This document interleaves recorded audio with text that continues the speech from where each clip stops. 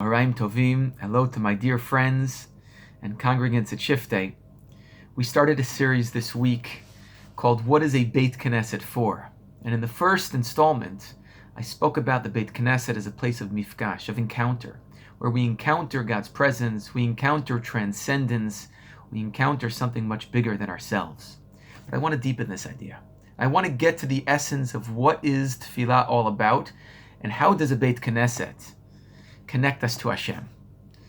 Now, Rav Chaim of Brisk, this is Rav Soloveitchik's grandfather, has a beautiful insight in his commentary to the Rambam. Now, the Rambam appears to have a contradiction. On the one hand, the Rambam tells us, Kol tefillah she'eina ba kavanah.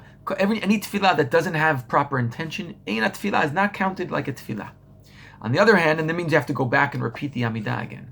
On the other hand, the Rambam tells us that if you had kavanah in the first bracha of the Amidah, Magei Navot, it's fine. You don't need to repeat the Amidah. How do we resolve this contradiction? Rav Chaim tells us there are two types of kavanah.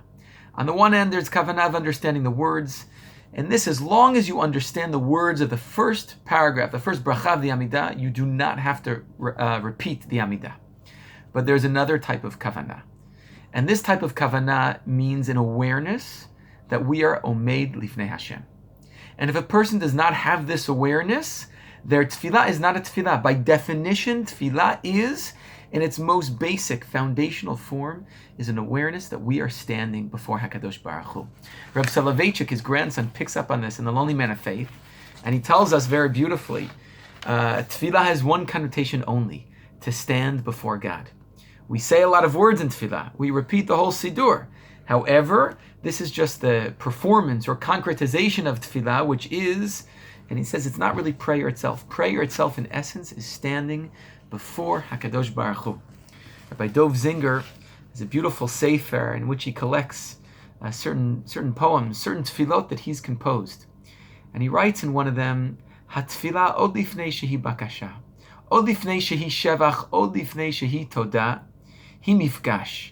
Before tefillah is even asking for anything, thanking Hashem, praising Hashem, it's an encounter. Amidah lenochach lifnei Shechina, recognizing that we are standing in the presence of HaKadosh Baruch Hu. Sometimes we get caught up in the words connected to tefillah, and reciting the Siddur, and running through Psukei de Zimra, and Chazarat HaShatz, and Musaf, and Shacharit, and Kriyat Torah. But in its essence, tefillah is about an awareness, creating an awareness that we are standing in the presence of HaKadosh Baruch Hu. That where is the place that we train ourselves, that we habituate ourselves, that we remind ourselves that this is true? It all starts in the Beit Knesset. But it's not supposed to end there. It's supposed to radiate outward from the Beit Knesset, so that when we walk in the street, when we go to work, when we're shopping in the store, when we're at the mall, when we're at home, whatever it is that we are doing, we come to recognize that we are omeid lifnei Hashem. Shiviti Hashem lenegdi tamid. V'ani tefillah. My tefillah for today, my hope for today, is that as we begin to re-enter the Beit Knesset, that we can all feel God's presence in our lives wherever we are.